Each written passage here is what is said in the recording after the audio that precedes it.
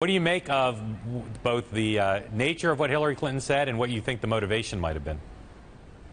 Well, the motivation is pretty clear. She wants to make this a fight not just about her and Donald Trump or just a campaign about Donald Trump. She wants to continue to make the fight against the Republican Party. I mean, she has been doing this for some time, as you know, and this gave her another opportunity to pivot away from Donald Trump to say what she wanted to say about him, but also to try to go after others who she probably believes are more likely to be her opponent if she's the Democratic nominee than Donald Trump. Dan, every Republican that you listen to over the last few days has said something to the effect of Donald Trump is not affecting the party. Donald Trump is just Donald Trump. And the only person who's going to determine the party's image is going to be the eventual nominee. This seems to me to be an instance in which that is disproving that case, that this is a way in which Trump is creating a springboard for a broader argument. Well, I think that's exactly right, and I think that that the candidates have been tentative in going after Donald Trump.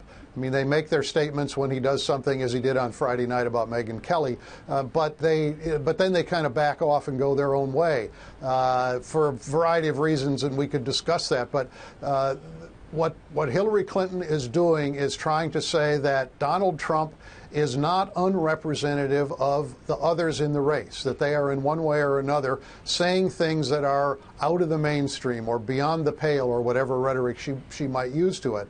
And it was interesting that she went specifically after Marco Rubio. We know that the Clinton people see, or a lot of Democrats see in Marco Rubio the potential to be a strong general election candidate.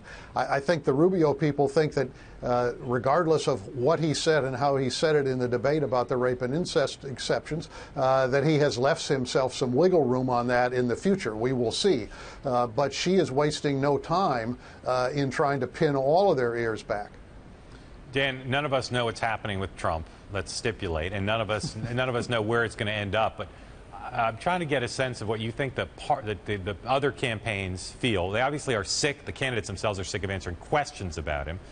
Right now, within these leading presidential campaigns, is there a Trump strategy, or are they trying to do other things and hope that Trump doesn't dominate?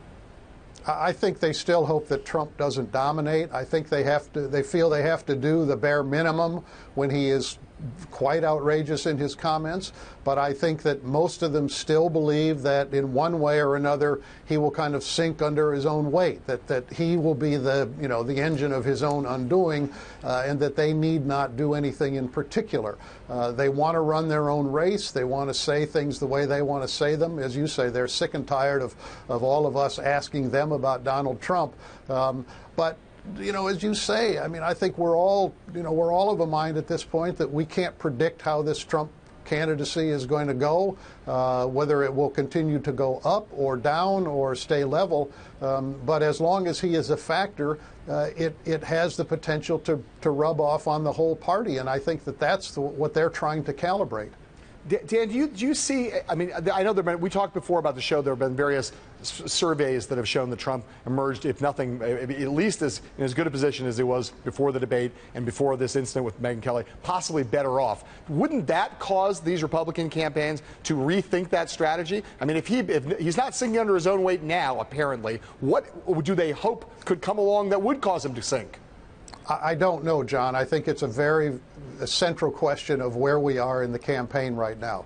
I think a lot of people, myself included, thought when he said what he said about John McCain a few weeks ago that would cause him problems. It clearly did not.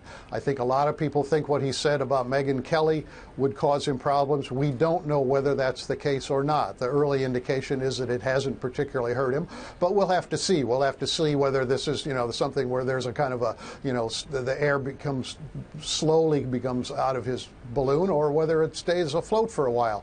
But I think that the longer the poll numbers show that he's holding up, that will, A, embolden Donald Trump to continue to do exactly as he has been doing, to run the campaign the way he's been running it, to say the kinds of things he feels he wants to say at any given moment, and it will force the others to rethink what they ought to do about it.